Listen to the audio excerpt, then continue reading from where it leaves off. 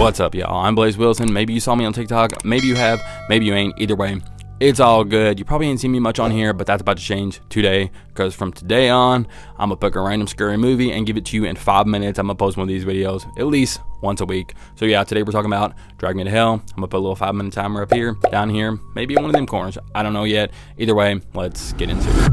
So it's 1969, we're in Pasadena. We see a young couple, they are seeking help from a medium named Sandina. They are trying to get help for their son Juan. He's experiencing these evil voices. He's being terrorized by some unseen force. And as they're preparing a seance, they're all attacked by this said force, and Juan is literally dragged into the pits of hell. From this day on, Sandina vows to fight this demon. 40 years later, we're at present day Los Angeles. We meet Christine, our main girl. She's got a boyfriend named Clay. She's going for this promotion being given by her boss Jack. Also going for this promotion is Stu, her weasel of a co-worker who is a grade A brown noser.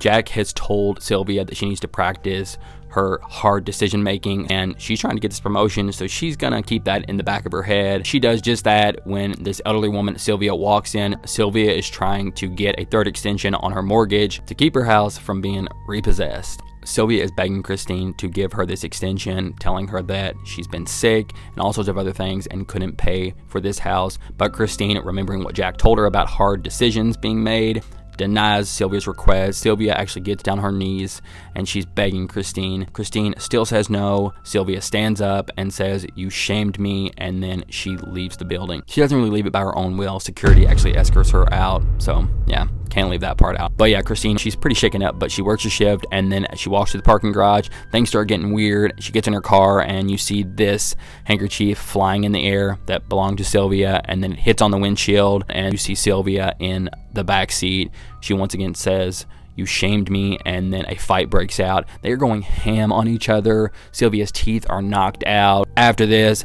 Sylvia places a curse on Christine. She rips off one of the buttons off of her coat, and she tells Christine she's going to be the one begging her.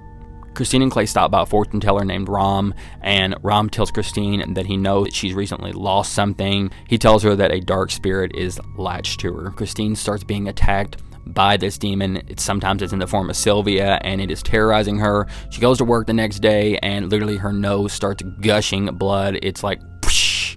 And then while this is happening, Stu takes it on himself. Being the weasel that he is, he steals this file off Christine's desk. Christine then goes to try to visit Sylvia to apologize to her, and she goes to Sylvia's house. She's met at the door by Sylvia's granddaughter. Sylvia's granddaughter lets her in, and she finds out that they're having a funeral for Sylvia. Sylvia is dead.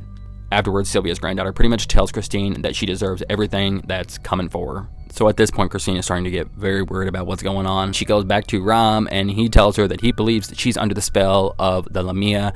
It's this demon that will terrorize you for 3 days before literally dragging you into the pits of hell. Ram suggests to Christine that maybe a sacrifice would appease this curse. Christine goes ahead with that sacrifice, and it is her beloved pet kitten. Then after this, she goes to meet Clay's parents, who you can tell that they don't think Christine is good enough for Clay, but Christine impresses them. She's a boss. She does her thing at this dinner until she starts getting hallucinations, and then she goes kind of crazy, and it just makes her look psycho to Clay's parents. After this, Ram, for $10,000, introduces Christine and Clay to Sandina and her assistant. They're going to try to perform this seance. They have a goat there, and they're going to put the demon into the body of the goat and kill the goat, thus getting rid of this curse. Well, this seance goes crazy. All heck breaks loose. The goat becomes possessed. The assistant becomes possessed. Sandina becomes possessed. But even with all this, they successfully banish the Lamia and they put it into this button. But shortly after, Sandina dies. Ram takes the button, puts it in an envelope, seals it, and tells Christine to give it to somebody else, and it'll pass the curse onto them. So Christine goes to a 24-hour diner. She calls up her good old buddy Stu. She tells him to come over because she knows that he stole the file. Stu gets there, they have a long talk, and then Ram calls, and Christine finds out that she can give this curse to the living or the dead. So she goes, digs up Sylvia's corpse, shoves this envelope in her mouth, and kicks her in the jaw. After this, Christine goes to the train station. While she's there, she gets a call from her boss that says that Stu's been fired for stealing the file and tells her that she's got the promotion. So things are looking up for her. While she's there, Clay shows up. He's planning on proposing, but he pulls something out of his pocket. It's an envelope, and inside of it is the curse button. The envelope that Christine had shoved in Sylvia's mouth was one that had a rare coin inside. Clay had found the real envelope inside of his car, and so Christine still has this curse on her. She goes walking backwards onto the tracks, and we see the pits of hell literally open up